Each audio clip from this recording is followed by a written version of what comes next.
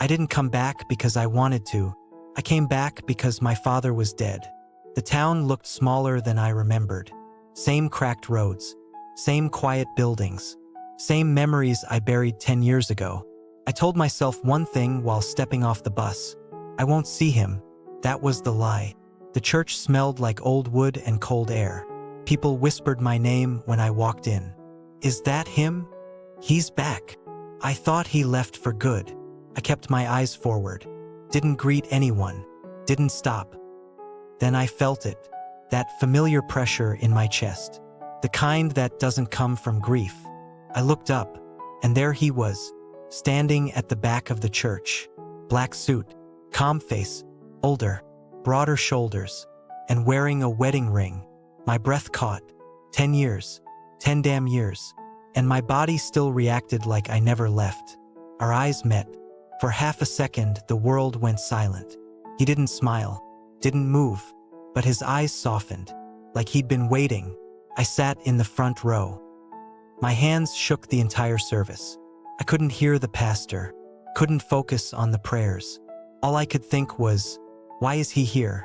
When the service ended, people stood, hugging, whispering condolences. I stayed seated. If I didn't move, maybe he wouldn't come closer. Another lie. Outside, the cold wind hit my face. I breathed in, trying to steady myself. Hey! His voice, deeper than I remembered. Still gentle, still dangerous. I turned slowly. He stood a few feet away, giving me space. Like he knew I'd bolt if he came closer. I'm sorry about your father, he said. I nodded. Thank you. Silence stretched between us. Too familiar, too heavy. You look different, he added. So do you. He smiled slightly, not happy, just sad. I didn't know you were coming back, he said. I didn't know either, I replied. Another pause. Then I noticed the ring again. My eyes dropped before I could stop myself. Married. Of course he was. He followed my gaze. His jaw tightened. Yes, he said quietly. I'm married. I didn't ask. I said too fast. I know. Silence again. I stepped back. I should go. Can we talk? He asked. No. The word came out sharp. I'm not here for that. He nodded, accepting it too easily. That hurt more than if he'd argued. Okay, he said. I won't push. I walked away, and for a moment, I thought that would be the end. That night, I stayed at my childhood home. Empty rooms, dusty furniture. Echoes of a life that moved on without me. Couldn't sleep. Every time I closed my eyes, I saw him. The way he looked at me, like nothing between us had finished. At midnight, there was a knock on the door. Soft, hesitant. My heart knew before my mind did. I opened the door. It was him. I'm sorry, he said immediately. I shouldn't be here. Then why are you? He stood on the porch, hands in his pockets, eyes tired. I just needed to see you, he continued, to know you're real. I laughed softly, bitter. You saw me at the church. That wasn't enough. I hesitated, then stepped aside. 5 minutes, I said. He entered like he remembered the place, like he belonged here once. We stood in the living room, not touching. I won't stay long, he said. Good. He looked at me, really looked. You left without saying goodbye, he said quietly. I didn't know how, I answered. You disappeared. I was scared. Of me. Of loving you, I said. That shut him up. He took a breath. I was angry for a long time, he admitted. I thought you used me. I loved you, I said. I stopped myself. He noticed. His eyes darkened. You still what? He asked. I shook my head. It doesn't matter. It matters to me. I laughed again. You're married. Yes. So don't look at me like that. Like what? Like I'm home. He swallowed. I never stopped loving you. The words landed hard. Too honest. Too late. Don't, I whispered. I married someone else, he said, voice breaking. But I never married my heart. I felt my walls crack. You should leave, I said. I know. He didn't move. I stepped closer before I could stop myself. You broke me, I said softly. When I left, I didn't just leave this town. I left you behind because I didn't survive staying. His eyes shone. I know, he said, and I hate myself for it. Silence swallowed us. 5 minutes had long gone. Finally, he stepped back. I won't come again, he said. I promise. I nodded, even though my chest ached. At the door, he stopped, turned back, and said the words that shattered everything. I waited 10 years for you to come back. My breath hitched. I never stopped loving you. He left. The door closed, and I slid down to the floor, shaking. I told myself this was just grief, just memories. But deep down, I knew the truth. I didn't come back to bury my father. I came back to face the man. I never stopped loving either, and he's married. I avoided him the next day. I stayed inside, ignored messages from people I didn't remember, ignored the town. But avoiding him didn't stop my mind. Every word he said replayed on loop. I never stopped loving you. Lies travel fast in small towns. Truth travels faster. By noon, I knew he'd be looking for me. I went out anyway. The grocery store was nearly empty. Cold lights, quiet aisles. I grabbed coffee, bread. Things looked normal. Then I heard my name. Soft, careful. I didn't turn. I won't follow you if you don't want to talk, he said. I sighed. 5 minutes, I said without facing him. That's all you get. He nodded like he was grateful for crumbs. We sat in his car, not touching, windows fogged from the cold. You shouldn't be doing this, I said first. I know. You're married. I know. That should be enough. He exhaled. It should be. Silence. I stared out the window. Then why are we here? I asked. Because I can't lie to you, he said. Not again. I laughed bitterly. You're doing a great job lying to someone else. His jaw tightened. My marriage isn't what it looks like, he said. It never is, I replied. He rubbed his hands together. I married because I thought I was supposed to, he admitted. Because staying alone felt like losing you twice. I turned to him. You don't get to say that, I said. Not after disappearing when I needed you. I was scared, he said. So was I. We locked eyes. 10 years fell away again. You asked me once, he said slowly, if I could ever love you out loud. I remembered.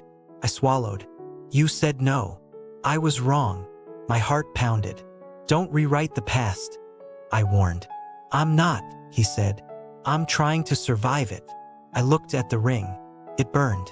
I won't be the secret you regret later, I said. I won't destroy myself to make you brave. He leaned closer, not touching. I don't want a secret, he said. I want you.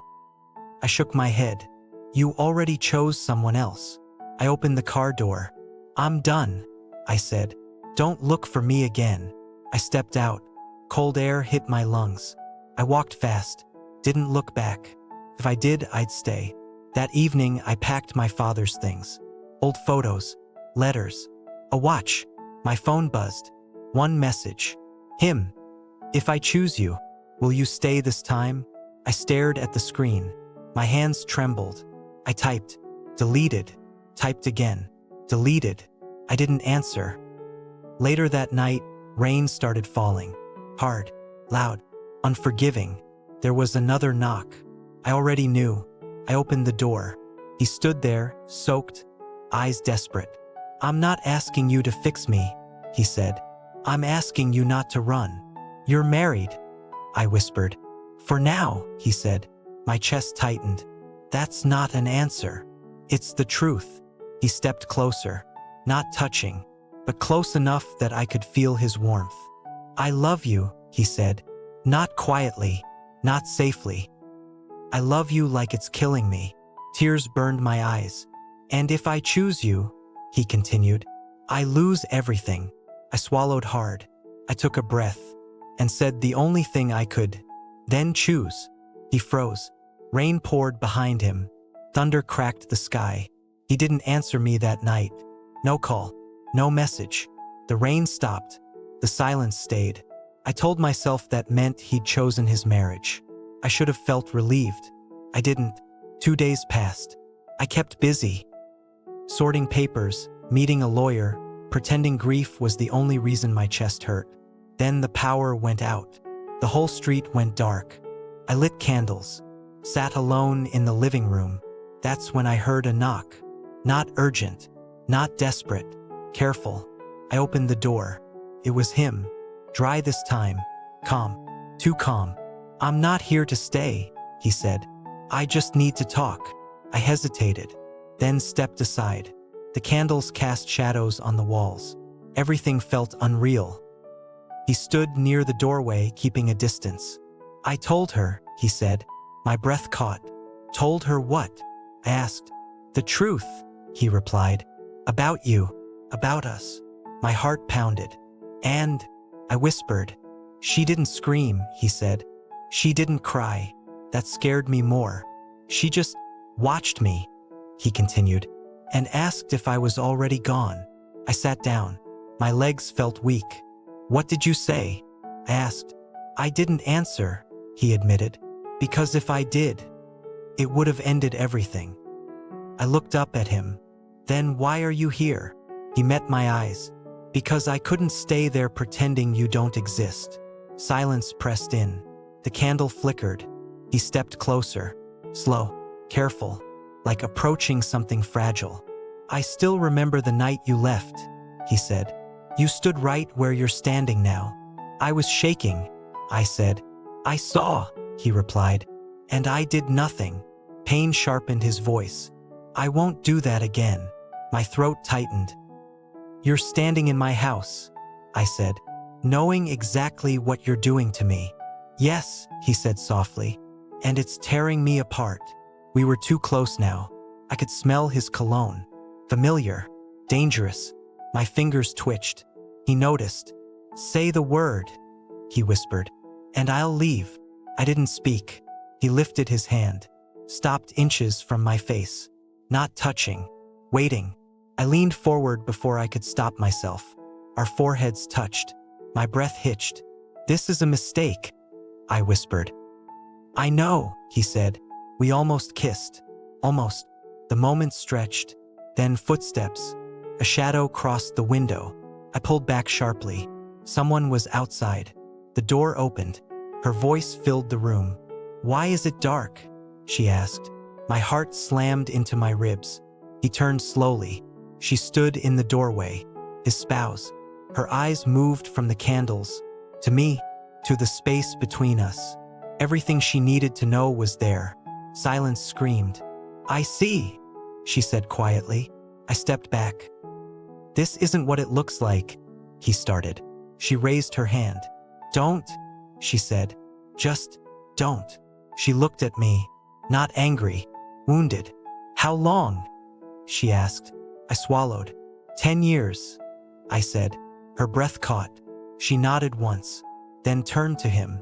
"You never came home," she said calmly. "And now I know why." She walked out. The door closed softly, too softly. He stood frozen. I felt sick. "I can't do this," I said, voice shaking. "I won't be the reason you destroy someone." "I already did," he whispered. Tears slid down his face. I'd never seen him cry. "You should go," I said. He didn't move. "I love you," he said again, like a confession, like a goodbye. I opened the door. He looked at me one last time, then left. The town knew before I did. By morning, people stopped looking me in the eye. By afternoon, whispers followed me down the street. By nightfall, someone finally said it out loud. "You ruined a marriage." I didn't answer, because if I opened my mouth, I'd scream. He didn't come. No call. No message. I told myself that was good. That meant he was fixing what he broke. But my chest felt hollow, like something had already left. That evening, I walked until my legs hurt. The air was cold. Streetlights flickered. I didn't see him at first. He was sitting on the steps of the closed library, head in his hands, destroyed. I stopped. He looked up. And the moment our eyes met, I knew. Everything was gone. "She's leaving," he said quietly. I swallowed. "When?" I asked. "Tonight." Silence pressed down. "She said she deserves someone who doesn't hesitate," he continued. "And she's right." I sat beside him, not touching. "I never wanted this," I said. "I know," he replied. "But wanting doesn't change damage." He laughed bitterly. "I spent my life choosing what was safe," he said.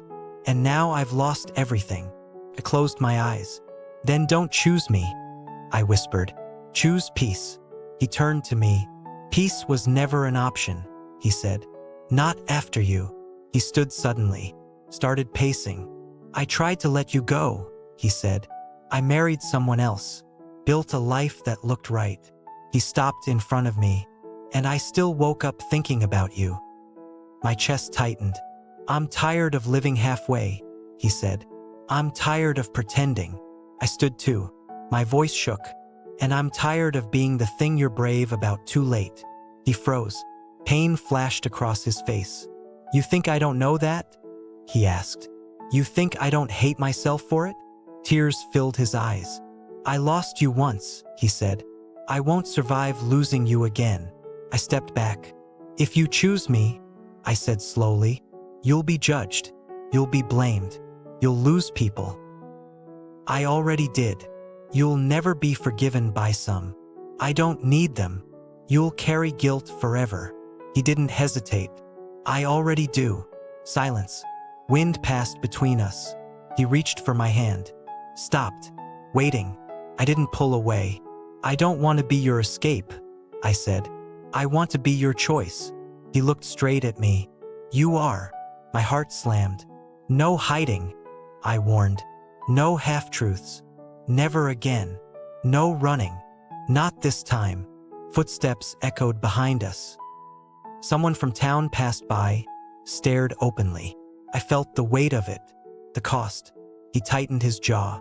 Then finally, he said it. "I choose you." The words fell heavily, real, terrifying. I closed my eyes, because once spoken, there was no undoing them. Choosing me didn't make things easier. It made everything harder. We didn't move in together. Not yet. We met in borrowed spaces. Long walks, empty roads, closed cafes, places where no one asked questions. But love doesn't hide well. People stared. Some whispered. Some didn't bother lowering their voices. I told myself I didn't care. I lied. One afternoon, we sat in his car again. Different from before. This time, he held my hand openly. No pulling away. No pretending. "I signed the papers," he said. My chest tightened. "The divorce." He nodded. "Filed this morning." I didn't celebrate. I just breathed. "That was fast," I said. "It was already over," he replied. Silence settled between us. Not awkward. Heavy. "I don't know how to do this," I admitted. He turned to me. "Do what?" "Love someone in daylight," I said. "Without hiding. Without fear." He squeezed my hand. "Then we'll learn together." I believed him. That scared me more than anything. That night, we stayed in a small motel outside town. One bed. Low light. No rush. We sat on opposite sides, fully dressed. "I won't touch you unless you ask," he said. I studied his face. Still gentle. Still careful. "You always waited," I said. "I should have waited better," he replied. I moved closer, took his hand. "That's me asking." The kiss was slow, not desperate, not stolen. Felt like relief, like grief finally exhaling. I rested my forehead against his. "This doesn't erase what happened," I whispered. "I know," he said, "but it's real." We stayed like that. No rush to prove anything, just breathing together. The next morning, reality returned. Phones buzzing, messages piling up. His family, his friends, some supportive, some cruel. One message stood out. Unknown number. Short, cold. "You think he chose you, but you don't know the whole truth." My stomach dropped. I didn't show him. Not yet. Instead, I watched him pack his things from his old house later that day. Careful, quiet. He held up a photo. Wedding day. He stared at it for a long moment, then placed it face down in the box. "You okay?" I asked. "I will be," he said. "Just give me time." I nodded, but the message burned in my pocket. That night I read it again. Then another message came. "Ask him about the letter. Ask him what he hid before you left." My chest tightened. A letter? I thought about 10 years ago. The silence, the sudden distance, the way he never showed up the night I waited. My hands shook. When he came out of the shower, towel around his waist, relaxed for the first time in days, I looked at him and realized something terrifying. Love didn't erase the past. It just made the truth harder to face. I didn't sleep that night. The message burned in my mind. Ask him about the letter. By morning, I knew I couldn't carry it alone. Love built on silence always collapses. We met at the lake where we used to go when we were younger. Gray sky, still water. He looked lighter lately. I didn't. "There's something I need to ask you," I said. He sensed it immediately. "What is it?" I took a breath. "Did you ever write me a letter before I left?" His face drained of color. Slowly, he sat down. "Yes," he said. My chest tightened. "Why didn't I get it?" "Because I never sent it." Silence stretched. Wind moved across the water. "I wrote it the night you left," he continued. "I told you everything I was too scared to say out loud. Why didn't you give it to me?" I asked. His voice broke. "Because your father showed up."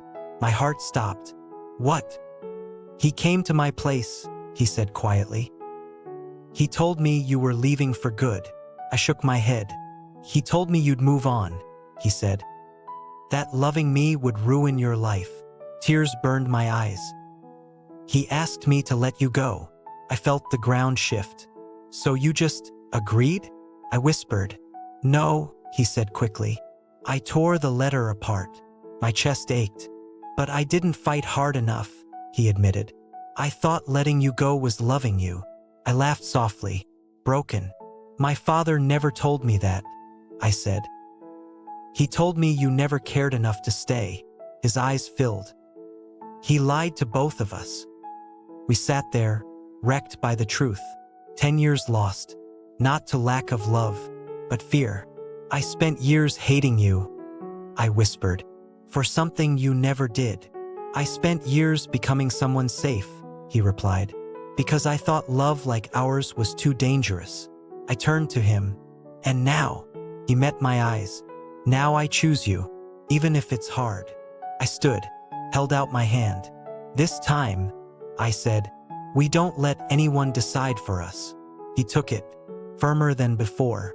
"I'm not running," he said. "Neither am I." Months later, we left the town together. No dramatic goodbye, just packed boxes and open roads. We didn't need permission anymore. On the first night in our new place, he looked at me and smiled. "You stayed," he said. I smiled back. "This time," I said, "I was never planning to leave."